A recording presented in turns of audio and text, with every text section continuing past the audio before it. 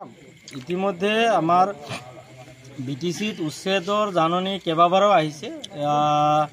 ইহঁতে just UPPL চৰকাৰ এটা আশাৰ মানে কি দেখি আছে যে ভৱিষ্যতে কিবা কাৰণত যদি ইহঁতে আহিব পাৰে সেইটো আশা লৈ এইবাৰ উচ্ছেদটো লাহে লাহে দিন বাগৰাই উচ্ছেদটো মানে যদিও ইতিমধ্যে ইহঁতৰ মূল টাৰ্গেটটো উচ্ছেদ আছে, কাৰণ বিটিআৰ চুক্তিত 7.2 উচ্ছেদটো আছেই, মানে সিহঁতে উচ্ছেদটো কৰিবই 100%। কিন্তু এইবাৰ যিহেতু ইহঁতে প্ৰথমবাৰৰ কাৰণে আহিছে সেইকাৰণে ৰাইজক এটা আশ্বস্ত কৰিছে আমি এইবাৰ উচ্ছেদ নকৰিলোঁ, কিন্তু আগন্তুক ভৱিষ্যতে ইয়াত যদি ইউপিপিএল যদি আকৌ আহে, ইউপিপিএলৰ মিত্ৰ চৰকাৰ যদি আকৌ আহে উচ্ছেদ 100% হ'ব। ইয়াত কোনো কাৰণ সিহঁতে তেতিয়া 100% মানে জানিব যে আমি তৃতীয়বাৰৰ কাৰণে আহিব নোৱাৰিম, গতিকে সিহঁতে 100% উচ্ছেদ কৰিব। গতিকে ৰাইজ সজাগ হ'বৰ হ'ল।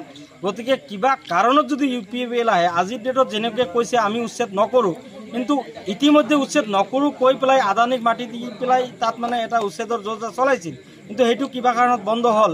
কিন্তু আগন্তুক ভৱিষ্যতে ইউপিপিএল চৰকাৰ আহিলে যে উচ্ছেদটো হ'ব এইটো 100% নিশ্চিত। আমাৰ এই বিটিচিত যিমানখিনি মানুহ আছে, আমাৰ বিটিআৰ চুক্তিটো একেবাৰে এটা ভেকু ভাওনাত পৰিণত হৈছে, এটা ফুটুকাৰ ফেনত পৰিণত হৈছে।